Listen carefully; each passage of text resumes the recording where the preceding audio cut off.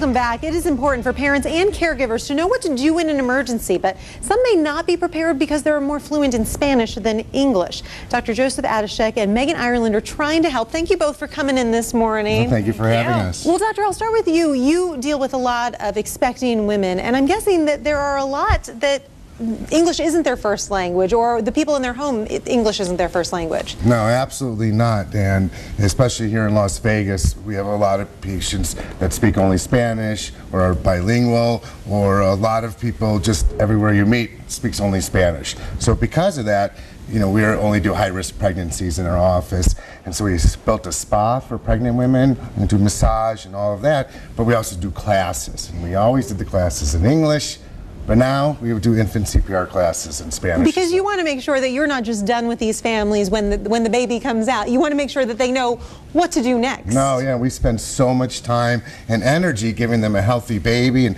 twins and triplets. Doesn't make sense. Just say, okay, here you go, bye, see you later. You know, we want to make sure they live a long and happy life.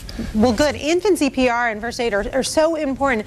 Meghan, you and I were talking about that you're now bilingual, but when an emergency happens, I guess a lot of people just kind of revert to the language that they feel more comfortable in, right? Exactly, and that's completely how I feel. I mean, when I'm in an emergency situation, I'm going to go back to English, but anyone who's a native speaker of Spanish, they're going to go back to Spanish. And there's so many people in here, like Dr. Adashek was saying, especially in the Las Vegas Valley, it's such a large population that really know Spanish, and that's their core language and their native tongue, and they need to be familiar with these skills in that language. So you're having a class today, and you do these classes all the time, but this is really the first time where you're saying, if you're a Spanish speaker, come out and we will help you in your native tongue. Exactly, and the great thing is they actually become certified. So it's not just learning the skills, but they're certified. So a lot of people who need this for their work, nannies, people who work in culinary or just all over, they have the opportunity to be familiar with these skills, comfortable with them, and also be certified, which will help them in work. And tell us, because you brought kind of a prop here. Yes. I think that when you look, even with the doll, it just looks so small. I think people are a little intimidated, like what would I do? But you say it's easy? Really, it really is. Especially with an infant, you don't need a lot of force. It's very simple. But exactly like you said, especially if it's your own child, you're going to be very, very nervous. But it's really quite simple. You just want to make sure you remove the clothing as quickly as possible, and then you would locate the nipple line of an infant, and you just do 2 fingers, and you do the compressions. It's a little morbid, but there's the song Staying Alive. Staying alive, staying alive, dun, dun. You got to keep that rhythm while you're going.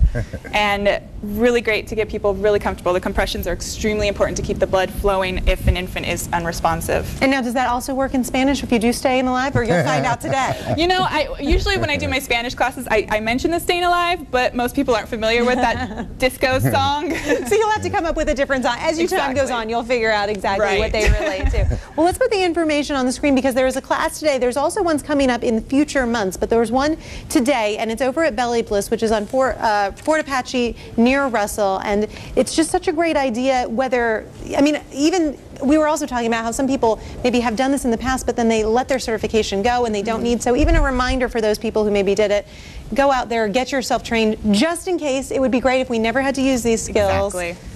Exactly, and since 2010 there have been changes to the guidelines and updates. So even if you have been certified in the past, it's a really great idea to get updated on that certification. Perfect, and we put all this information on our website, ktnv.com, so you can also go on there to find out about the classes today and about some of the other classes that you guys have coming up. Thank you both for joining us. Thank you for having us. Christian, now we got